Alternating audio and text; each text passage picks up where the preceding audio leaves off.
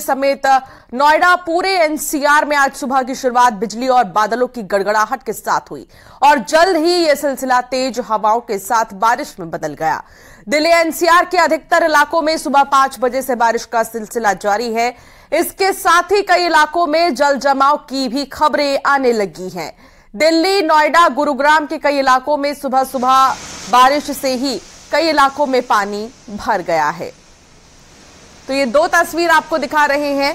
Delhi NCR में सुबह की शुरुआत बिजली और बारिश के साथ हुई है। कई जगहों पर बारिश ने लोगों को राहत दी है तो कई जगहों पर जल जमाव की स्थिति भी देखने को मिली। बारिश के साथ ही जो मौसम है वो और सुहाना हो गया।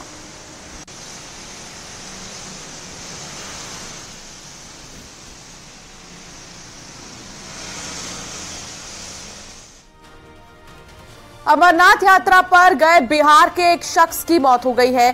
शख्स अमरनाथ से लौट रहा था। इस दौरान बता दें कि फिसलकर 300 फीट नीचे गिर गया। काली माता मोड़ के पास खाई में जा गिरे हैं। मौके पर ही रेस्क्यू टीम मौजूद थी जिन्होंने शख्स को खाई से निकाल लिया, लेकिन बाहर निकाले जाने के बाद शख्स की मौके पर ही मौत हो गई। तो 300 फीट नीचे गिरा ये शख्स अमरनाथ की ओर जा रहा था। काली माता मोड़ के पास ही ये शख्स गिर गया। हालांकि इसे निकालने का प्रयास किस तरीके से यहां पर एसडीआरएफ, एनडीआरएफ की तरफ से किया जा रहा है आप तस्वीरों में देख सकते हैं।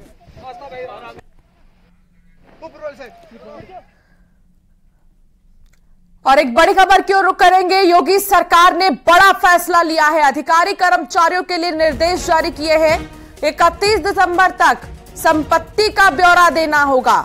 संपत्ति का ब्यौरा नहीं तो प्रमोशन रुक जाएगा। ये बड़ी खबर आपको बता रहे हैं। अधिकारी और जो कर्मचारी हैं उनको उनके पास की संपत्ति का ब्यौरा सरकार को देना होगा और अगर ये ब्यौरा नहीं दिया गया तो उनका प्रमोशन भी रुक सकता है।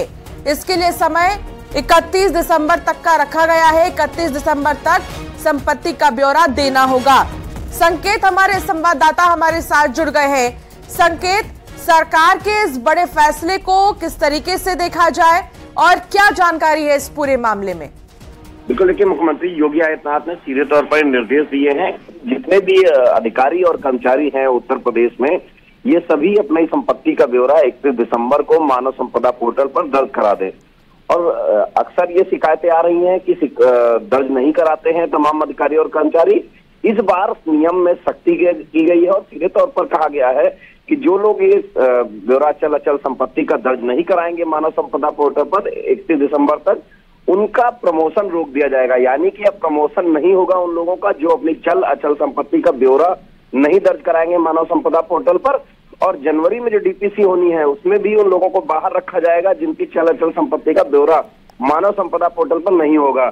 तो ऐसे में मुख्यमंत्री योगी आदित्यनाथ की ये मंशा है कि पारदर्शी व्यवस्था हो और भ्रष्टाचार पर पूरी तरीके से लगाम हो। यही वो वजह है कि चल अचल संपत्ति का पूरा ब्यौरा मानव संपदा पोर्टल पर अब मांगा गया है और उस पर दर्ज कराना होगा।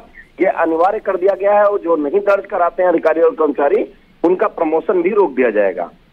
ठीक है, सबसे बड़ी बात यह भी है संकेत, हमने देखा है अमूमन ऐसे मामले सामने आते हैं जहां पर आय से ज्यादा संपत्ति देखने को मिलती है।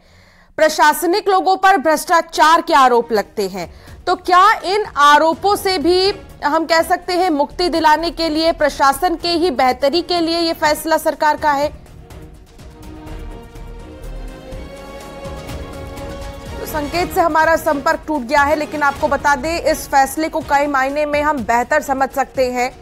तो जितने भी अधिकारी और कर्मचारी हैं उन्हें अपनी संपत्ति का ब्यौरा देना होगा। 31 दिसंबर तक का समय है उनके पास। 31 दिसंबर तक वो अपनी संपत्ति का ब्यौरा देंगे और अगर ब्यौरा नहीं दिया गया तो उनके प्रमोशन में रुकावट हो सकती है।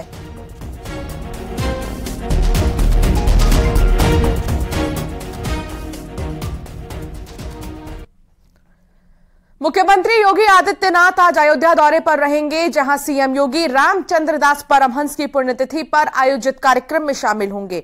इसके बाद सीएम रामलला के दर्शन करने के बाद मंदिर निर्माण के कार्यों का भी निरीक्षण करेंगे। मुख्यमंत्री योगी आदित्यनाथ सुबह 11 बजे हेलीकॉप्टर से अयोध्या पहुंचेंगे और पूरे 2 घंटे यहां पर रुकेंगे।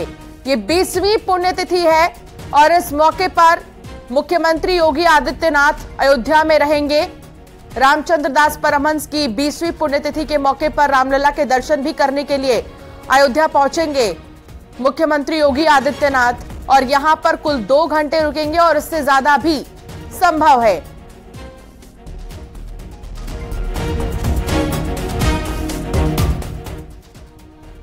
साउथ की फिल्मों के सुपरस्टार रजनीकांत शुक्रवार को देर शाम लखनऊ पहुंचे, जहां मीडिया से बात करते हुए रजनीकांत ने बताया कि वो आज उत्तर प्रदेश के मुख्यमंत्री योगी आदित्यनाथ से मुलाकात करेंगे। रजनीकांत ने कहा कि वो आज सीएम योगी के साथ रिलीज हुई अपनी फिल्म जेलर भी देखेंगे। आपको बता दें कि रजनीकांत की द जेलर मूवी हाल ही में रिलीज हुई है, जिसमें रजनीकांत अपने पुराने अंदाज में दिख रहे हैं और आज वो अपनी ये सुपर ब्लॉकबस्टर मूवी मुख्यमंत्री योगी आदित्यनाथ के साथ देखेंगे। द जेलर में मुख्य भूमिका में है रजनीकांत। साउथ से लेकर नॉर्थ तक की कई फिल्मों में रजनीकांत काम कर चुके हैं और उनकी लेटेस्ट फिल्म द जेलर को लेकर फैंस में काफी ज्यादा उत्साह है और काफी ज्यादा प्यार इस मूवी को मिल रहा है।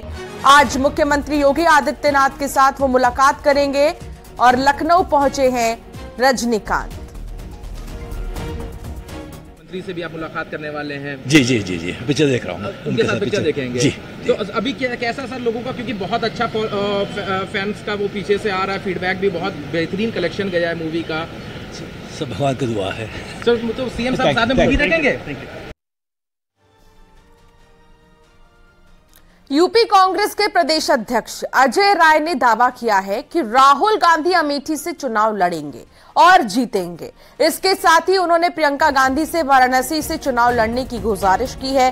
राय ने गुरुवार को ही पार्टी अध्यक्ष का पद भी संभाला है और इसके साथ ही उन्होंने 2 बड़े दावे कर दिए हैं।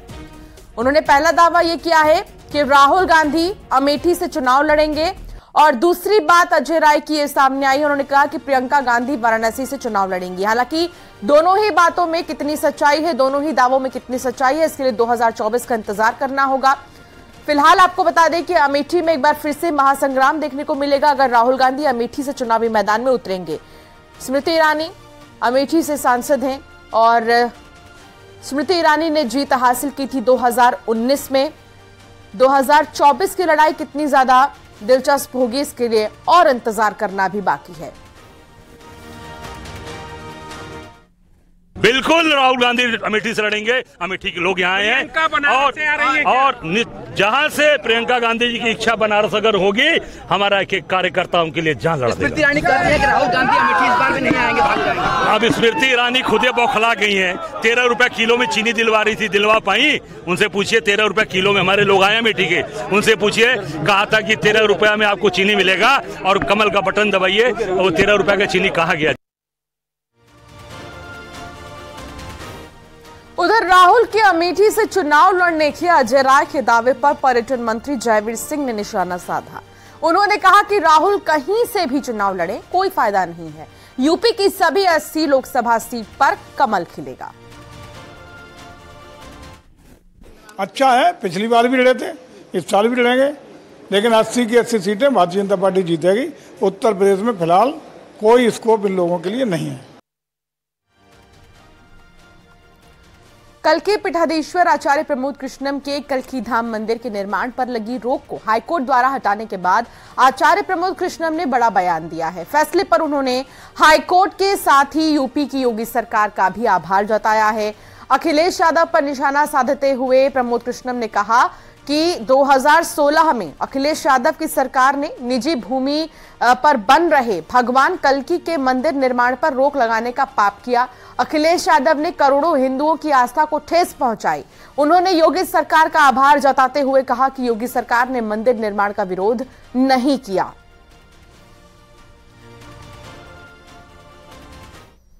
माननीय उच्च न्यायालय के आदेश के बाद अब श्री कल्कि धाम के मंदिर के बनने का मार्ग प्रशस्त हो गया है। माननीय उच्च न्यायालय के इस ऐतिहासिक फैसले का हम स्वागत करते हैं, सम्मान करते हैं। साथ ही साथ उत्तर प्रदेश की योगी सरकार का भी आभार व्यक्त करते हैं कि उन्होंने मंदिर का विरोध नहीं किया। मैं भगवान से प्रार्थना करता हूं कि 2016 में श्री कल्की धाम के मंदिर के निर्माण पर रोक लगाने का पाप माननीय अखिलेश यादव जी की सरकार ने किया था और करोड़ों हिंदुओं की आस्था को ठेस पहुंचाई थी। खबर गाजीपुर से है, जहां मुख्तार अंसारी के बेटे अब्बास अंसारी को एमपी एमएलए कोर्ट से झटका लगा है। मऊ में एमपी एमएलए कोर्ट ने जमानत अर्जी खारिज कर दी है। जमीन की खरीद फरोख्त में धोखाधड़ी का यह पूरा मामला है और होटल गजल की जमीन की खरीद फरोख्त में धोखाधड़ी का आरोप लगा था। अब्बास का भाई उमर और मां आफशा अंसारी भी इसमें आरोपी है।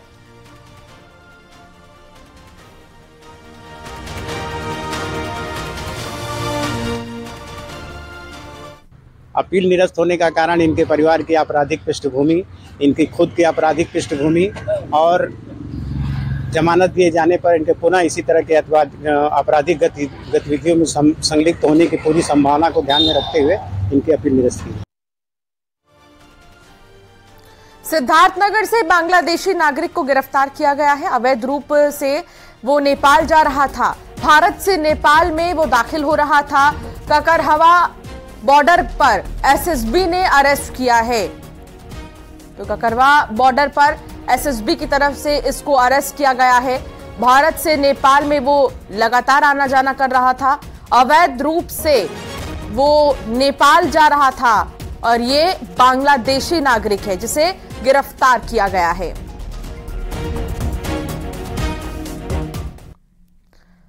मथुरा पुलिस और बदमाशों में मुठभेड़ हो गई है। बावरिया गैंग के 2 बदमाश गिरफ्तार किए गए हैं। तमंचा, कारतूस, बाइक बरामद की गई है इनके पास से।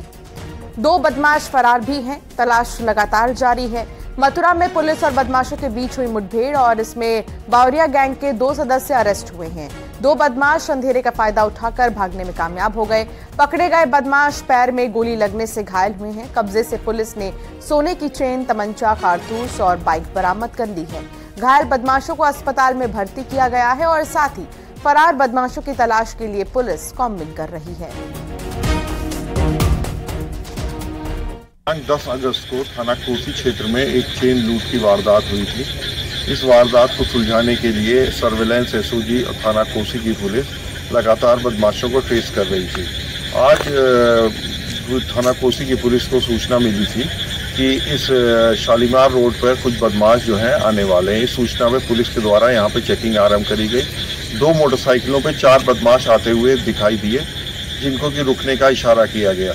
उन बदमाशों में से एक मोटरसाइकिल जो है वापस मोड़ करके भाग गए तथा जो दूसरी मोटरसाइकिल थी वो उतर करके पुलिस टीम पे फायरिंग करने लगे। पुलिस के द्वारा भी जवाबी फायरिंग करी गई, जिसमें कि 2 बदमाशों के पैर में गोली लगी है। पूछताछ पे उन्होंने अपना नाम दिनेश और दूसरे ने अपना नाम कपिल बताया, जो कि बावरिया गिरोह से संबंधित है। और यहाँ रुकना होगा एक छोटे से ब्रेक के लिए। खबरों का सिलसिला लगातार जारी रहेगा। न्यूज़ 18 उत्तर प्रदेश उत्तराखंड।